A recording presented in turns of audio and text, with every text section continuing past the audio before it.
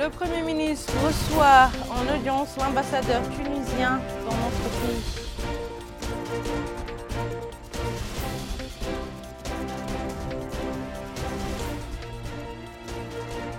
Ouverture de la première session parlementaire ordinaire 2019-2020.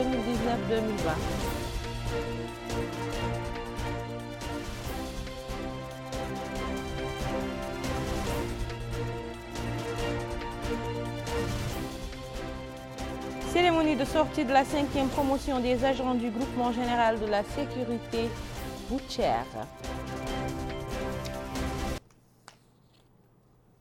Mesdames, Messieurs, bonsoir et merci de vous joindre à nous. Avant de passer au développement de ces titres, d'abord le courrier du président de la République à la suite du décès de feu Cheikh Souheil Ben Moubarak El-Koutoubi, le président de la République.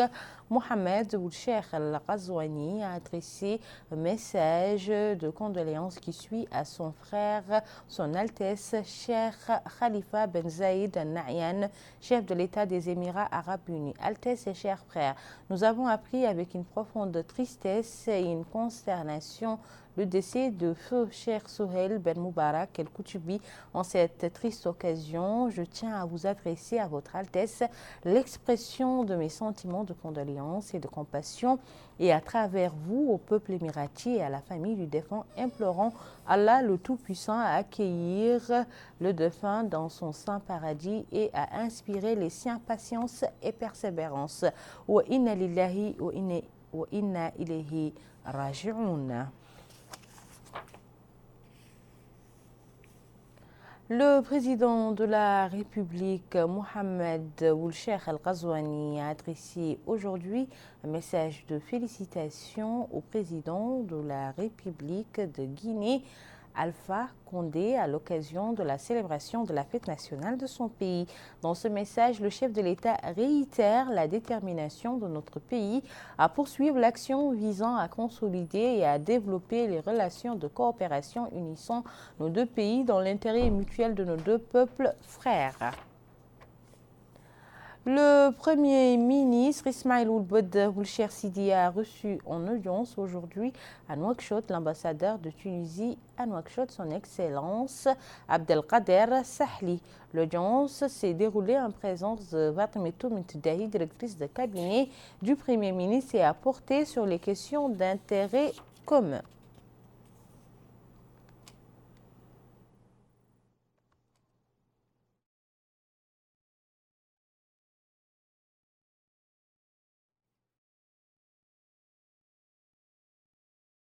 Comme annoncé dans les titres, la première session parlementaire ordinaire 2019-2020 a été ouverte cet après-midi à l'Assemblée nationale à Nouakchott sous la présidence du député Cheikh Ould Baya, président de cette chambre parlementaire, et en présence de plusieurs membres du gouvernement ainsi que des députés de cette chambre.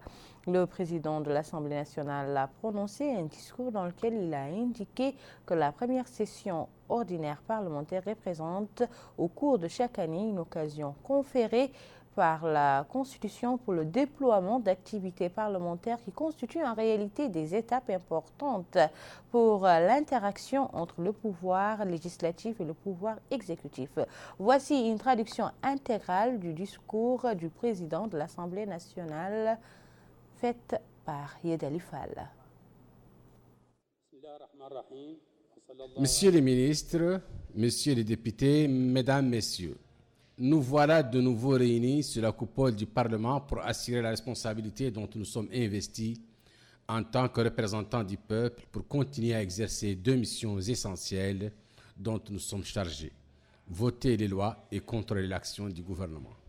Vous conviendrez avec moi, collègues députés, que la première session ordinaire parlementaire représente, au cours de chaque année, une occasion conférée par la Constitution pour le déploiement d'activités parlementaires qui constituent en réalité des étapes importantes pour l'interaction entre le pouvoir législatif et le pouvoir exécutif. Au cours de cette session, le projet de loi des finances est soumis à la discussion des députés pour être étudié et rectifié éventuellement, avant d'être voté par le Parlement. Il est couramment admis que le projet de loi des finances est considéré comme la concrétisation effective du programme du gouvernement au cours d'une année donnée. Le Premier ministre présente également lors de cette session un rapport sur les activités du gouvernement au cours de l'année écoulée et expose les grandes lignes du programme gouvernemental pour l'année suivante. Ce rapport est soumis à la discussion, ce qui permet à l'exécutif d'enregistrer les observations et points de vue des honorables députés ainsi que leurs appréciations des politiques publiques, tout en prenant connaissance des préoccupations et aspirations de leurs électeurs. Il est également attendu, au cours de la présente session, que nous respections pour la première fois dans l'histoire du Parlement mauritanien la date fixée par la Constitution pour l'examen et le vote du projet de loi de règlement, étant entendu qu'il s'agit là d'un résultat considérable qui vient couronner les efforts déployés ces dernières années par le pouvoir exécutif et le pouvoir législatif. Collègues députés, cette intense activité ne nous empêchera pas pour autant de mener à bien notre mission législative traditionnelle et de contrôle qui a trait aux divers aspects de la vie quotidienne des citoyens, ni d'exercer nos responsabilités dans le domaine de la diplomatie parlementaire, qui, nous l'espérons, reflètera une bonne image de notre pays à travers le monde et représentera un levier important pour jeter les ponts d'une coopération fructueuse avec les différents pays. Aussi, ce rythme de travail me conduit à vous inviter à œuvrer ensemble pour que notre Chambre réponde au mieux aux attentes des citoyens à travers une présence assidue aux travaux des commissions et des séances plénières, tout en veillant au respect des textes et procédures dans une atmosphère de collaboration, de responsabilité et de discipline. À cet effet, je vous réaffirme la volonté du bureau et de l'administration de l'Assemblée de s'atteler à vous aider à accomplir votre immense et noble mission et à améliorer l'environnement du travail en tirant profit des opportunités offertes par la technologie moderne pour simplifier, développer et relever le niveau de l'action parlementaire. Tout en vous souhaitant plein succès dans vos travaux, je déclare ouverte la première session parlementaire ordinaire 2019-2020 en application de l'article 52 nouveau de la Constitution et de l'article 54 du règlement intérieur de l'Assemblée nationale. Restons à l'Assemblée nationale où le député Bodjeloul Houmaïd, premier vice-président de l'Assemblée nationale, a reçu cet après-midi une délégation de la Commission de coopération économique et de développement du Parlement allemand conduite par Peter Ramsauer. L'entrevue était l'occasion de discuter des différents volets de coopération entre les deux pays, notamment dans le domaine parlementaire. L'audience s'est déroulée en présence des présidents des commissions des finances et des affaires économiques de l'Assemblée nationale et de l'ambassadrice de la République fédérale d'Allemagne dans notre pays. Le ministre de l'Intérieur et de la décentralisation, Dr Mohamed Salem Ould Merzouk, a présidé ce matin à Nouakchott Sud la cérémonie de sortie de la 5e promotion des agents du groupement général de la sécurité routière GGSR. Et c'est un compte rendu de Melika Nekli. Le maniement des armes, son démontage et assemblage, les différentes techniques de self-défense, les opérations de fouille à la recherche de drogue, autres substances interdites et explosives, tels ont été les différents exercices militaires de présentation effectués, prouvant la dextérité et les qualités professionnelles de cette 5e promotion des agents du groupement général de la sécurité routière. Le GGSR vise à relever le niveau de la sécurité routière, sécuriser les vies des usagers et leurs biens. Une formation militaire et professionnelle de haut niveau dont ont bénéficié les différents éléments de cette promotion. Cette sortie de la 5e promotion des agents du groupement général de la sécurité routière, au nombre de 300 éléments, a été l'objet d'une cérémonie. Dans son allocution, le ministre de l'Intérieur et de la décentralisation, Dr Mohamed Salem Ould Merzouk, a affirmé que l'amélioration constatée aujourd'hui dans le domaine de la sécurité est une nécessité impérieuse dictée par les défis sécuritaires du moment eu égard au développement rapide de l'urbanisme et l'expansion démographique du pays. Il a ajouté que pour répondre aux exigences du moment, le gouvernement va poursuivre l'action visant à prendre les mesures nécessaires pour renforcer les prestations des structures militaires et sécuritaires du pays afin de développer la stratégie sécuritaire mauritanienne qui a démontré durablement son efficacité. Dr Mohamed Salem Ould Merzouk a exhorté les éléments de la 5e promotion du GGSR à traduire dans la pratique les connaissances théoriques acquises pour servir le pays, protéger ses citoyens avant de souligner que leur mission demande beaucoup de patience, de modestie et d'autorité. Le directeur général du Groupement général de la sécurité routière a indiqué qu'il a adopté une stratégie innovante dans le domaine de la formation et l'amélioration des expériences, dont le but est de permettre aux adhérents à ce secteur vital l'acquisition de nouvelles expertises dans la maîtrise de la circulation routière et le développement des méthodes de contact nécessaires pour atteindre l'objectif recherché.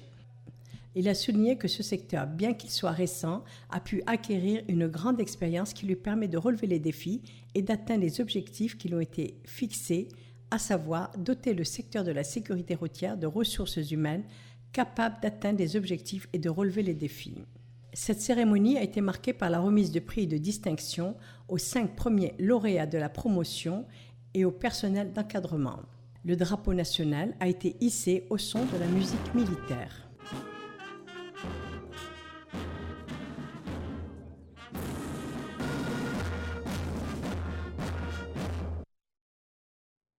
Notre capitale économique Nouadhibou a abrité hier les activités de la composante réhabilitation et formation d'une main-d'œuvre dans le domaine de la pêche artisanale et côtière.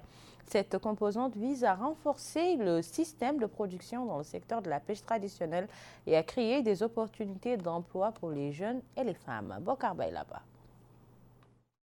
Cette composante du programme s'inscrit dans le cadre du projet d'appui à la stratégie de développement durable du secteur de la pêche et de l'économie maritime. Il vise à renforcer la production de la pêche artisanale en vue de créer des opportunités d'emploi pour les jeunes.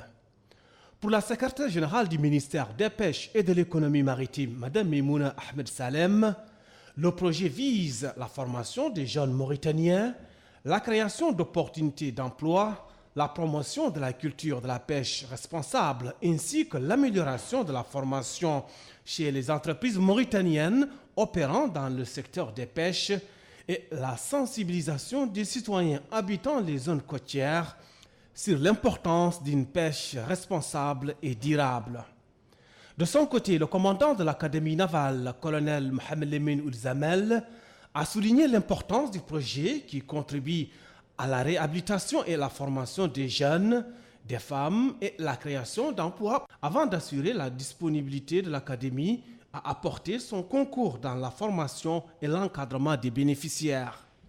Pour l'Espagne, ce projet va contribuer à la promotion de la pêche et la préservation des équilibres en plus de la création d'emplois chez les jeunes après leur formation. Le projet développe concrètement des activités pour atteindre 4 résultats principaux. Améliorer la capacité de gestion pour une pêche durable à travers la valorisation de la pêche artisanale, le renforcement de la chaîne de valeur de la pêche artisanale, améliorer la formation par rapport à la conservation et l'exploitation durable et finalement la sensibilisation sur l'exploitation responsable comme source d'emploi et de richesse. Le projet promotion de la pêche est financé par l'Union européenne et l'Agence espagnole de coopération pour une enveloppe de 27 millions d'euros. Ce programme vise essentiellement la création d'emplois décents pour les jeunes Mauritaniens, hommes et femmes, dans le secteur de la pêche artisanale, tout en veillant à une gestion durable de la ressource, qui est la seule garante de la durabilité des emplois dans ce secteur. Le programme Promopêche, financé par l'Union européenne et mis en œuvre par l'AICID, le Bureau international du travail et la coopération technique allemande, n'est pas une coïncidence. Il s'inscrit dans un partenariat stratégique de longue date dans le secteur de la pêche entre la Mauritanie et l'Union européenne et ses États membres.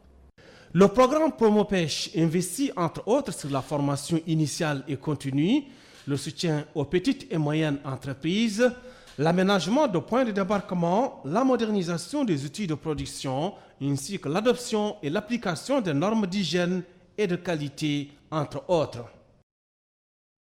Démarrage aujourd'hui des travaux d'un atelier de concertation sur l'alerte précoce à la pollution aux micro-contaminants en milieu marin et côtier dans notre pays. Cette rencontre est organisée par le ministère de l'Environnement et du Développement durable en collaboration avec l'Agence allemande de coopération technique internationale. Quels sont les objectifs de cette rencontre? Élément de réponse avec Rabia Dida.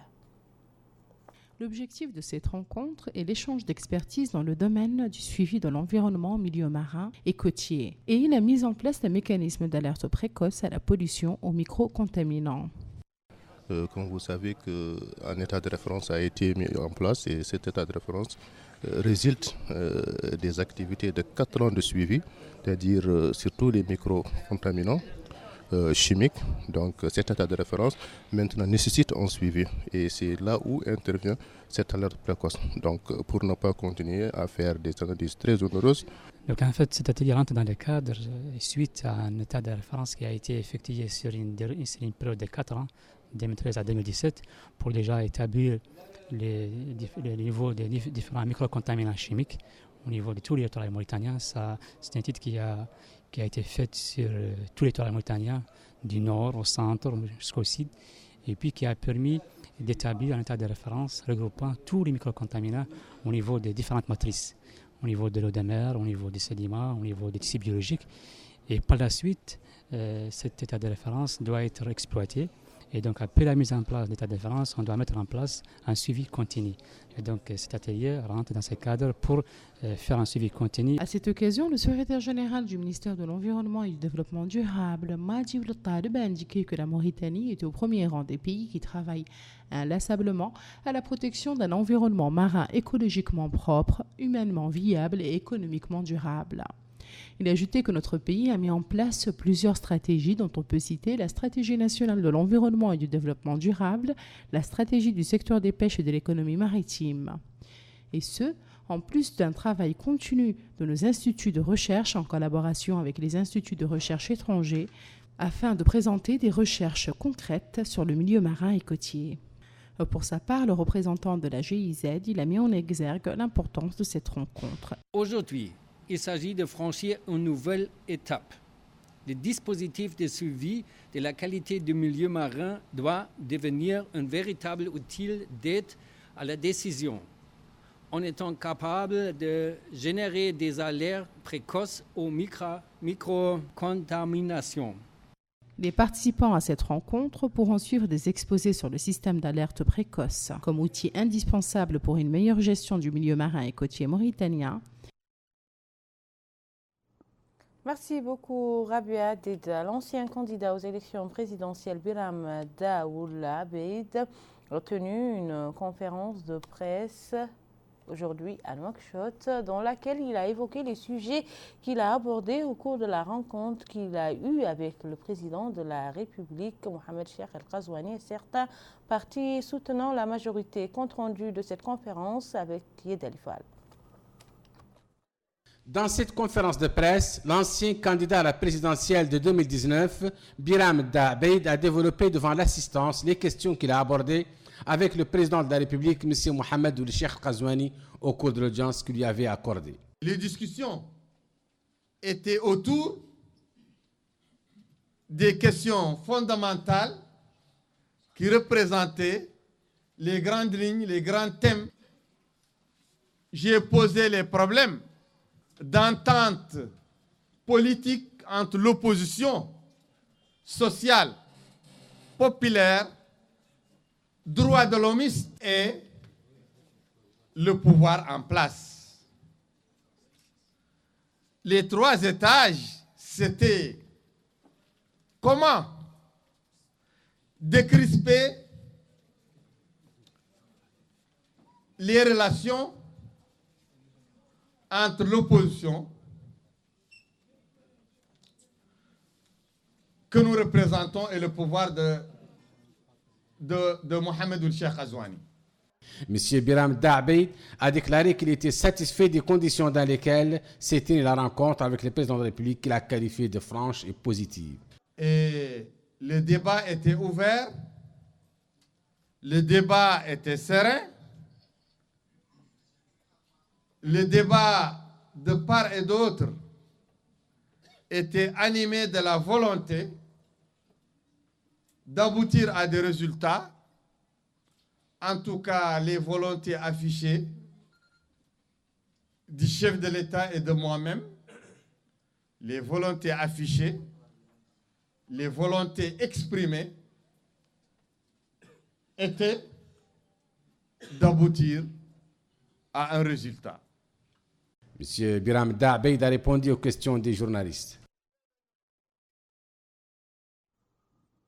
Merci beaucoup Yedali. Les élus du parti Rassemblement National pour la Réforme et le Développement Tawassoul au niveau de la wilaya de Dakhlet Nouadhibou ont organisé une conférence de presse hier soir au siège de leur parti en présence de plusieurs journalistes et blogueurs de la ville de Nouadhibou.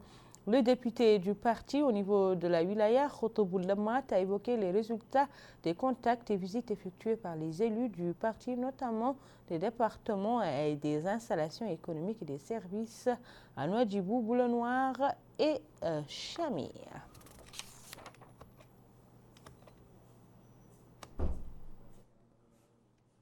L'insuffisance rénale est l'une des maladies les plus courantes à l'heure actuelle. Les personnes atteintes de cette maladie se plaignent d'un certain nombre de problèmes, dont certains sont liés aux médicaments jugés trop coûteux. Découvrons leurs problèmes avec notre reporter Abdoulaye Damaba.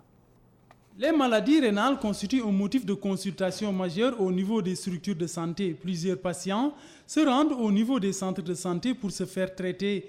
Ainsi, la dialyse est une opération à laquelle s'adonnent les patients atteints d'insuffisance rénale. Elle constitue en une opération d'épuration du sang afin de le débarrasser des déchets ou toxines accumulées en excès. Ahmed Oulbadiye, médecin permanent à l'hôpital Cheikh Zayed, a affirmé que l'insuffisance rénale est un problème de santé en Mauritanie. La cause principale de cette maladie, dit-il, est liée à la consommation de sucre. Afin de se prémunir contre cette maladie, il a appelé à faire attention à la prise de sucre et contrôler la qualité de l'eau. Les victimes d'insuffisance rénale qui doivent être traitées s'inscrivent au niveau des hôpitaux pour un traitement. Dans ce cadre, cette patiente affirme qu'elle vient de Toujinine. Elle souligne être faible. Elle veut qu'après ce traitement, qu'on leur trouve des moyens de transport pour le ramener à la maison. Cet autre patient déplore les dysfonctionnements de ces machines. Plusieurs machines ne fonctionnent pas, précise-t-il, il n'y a que 7 qui sont opérationnelles. Il a par la suite indiqué qu'il n'y a aucun problème concernant le travail abattu par le personnel de santé au niveau de cette structure. Cette autre patiente exprime sa satisfaction par rapport aux prestations du personnel de santé, mais elle déplore la chaleur du fait des problèmes liés à la climatisation. En plus, elle plaide pour un renouvellement des machines qui tombent en panne tous les jours. Cette autre patiente abonde dans le même sens que la précédente par rapport au problème des machines de dialyse. Cet autre malade a quant à lui salué le travail du personnel soignant. Le seul problème, dit-il, qu'il déplore est lié aux outils de travail qui font défaut, dit-il. L'hôpital de l'Amitié constitue aussi une structure de santé de référence dans le traitement de l'insuffisance rénale. Mariam Mint Taleb, responsable de la dialyse au niveau de cet hôpital, a indiqué que cette structure de santé est la deuxième infrastructure en matière de traitement de l'insuffisance rénale. On a environ, dit-elle, 128 malades au niveau de cette structure sanitaire. 90 parmi ces patients sont programmés par jour pour effectuer la dialyse. Elle a enfin rappelé les différents services qui composent cette structure sanitaire. Direction à présent la wilaya du Tagan où la ville de Tijikja a abrité un meeting de sensibilisation pour exhorter les populations sur la nécessité d'œuvrer pour la réussite de l'ouverture de l'année scolaire 2019-2020.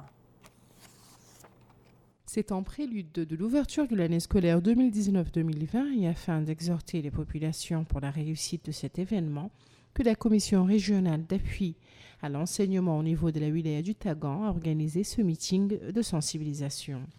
Prenant la parole au cours de cette rencontre, le wali du Tagan, le Mukhtar Oulhenda, a appelé les habitants de la ville de Tijikja et les populations du Tagan en général à œuvrer pour assurer la réussite de l'année scolaire 2019-2020.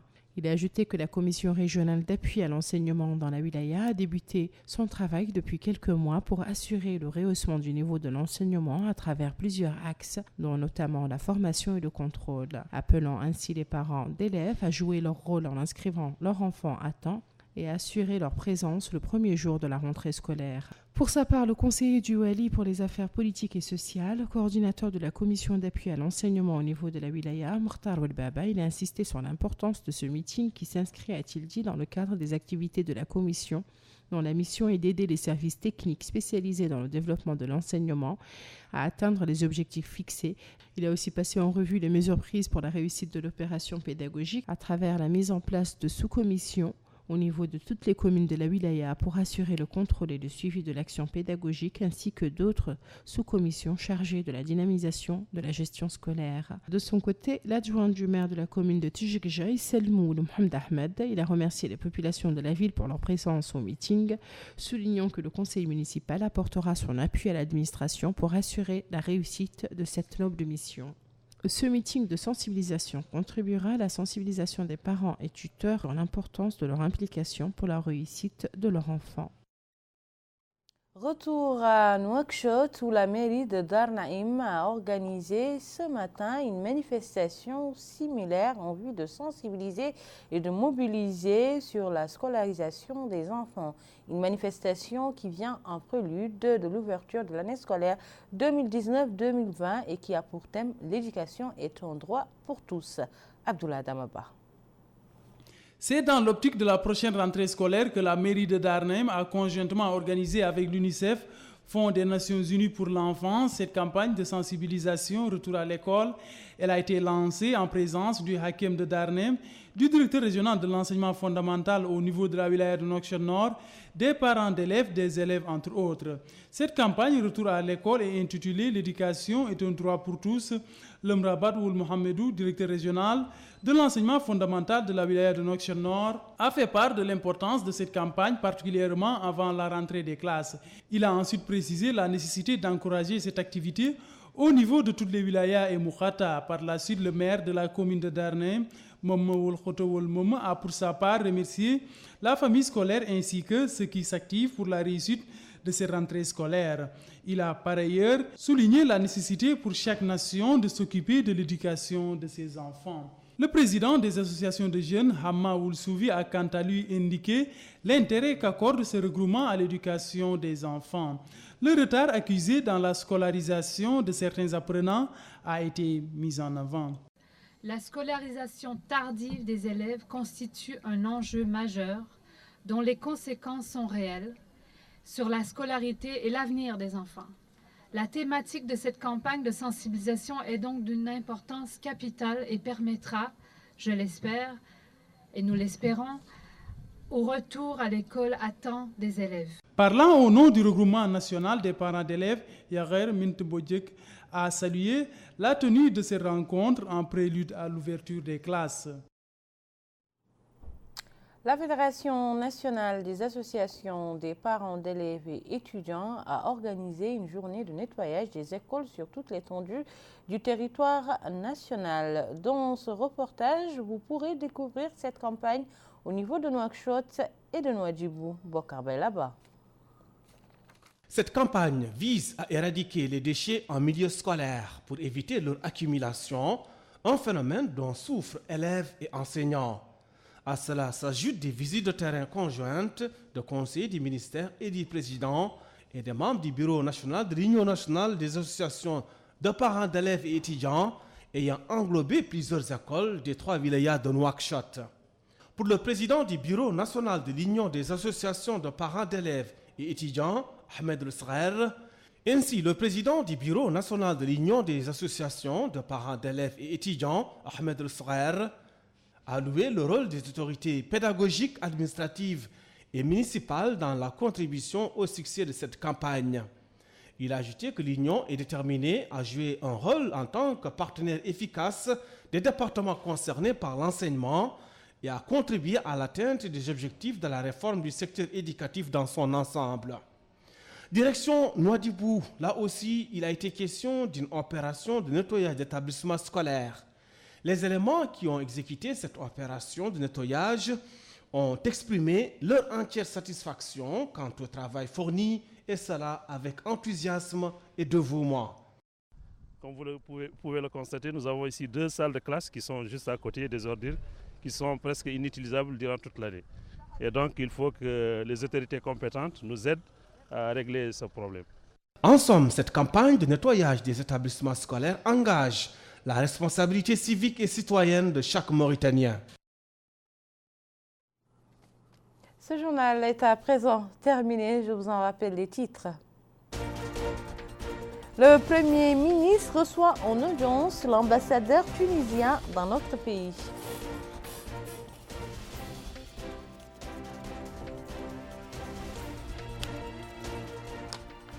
Ouverture de la première session parlementaire ordinaire 2019-2020.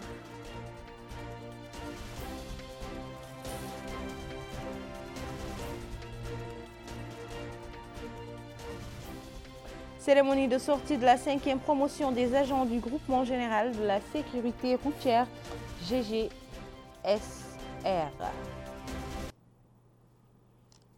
Où que vous soyez, c'était un réel plaisir pour moi de partager avec vous ces moments d'information. Le JTF revient demain soir, comme chaque soir à la même heure, Inch'Allah, et j'aurai le plaisir de vous retrouver.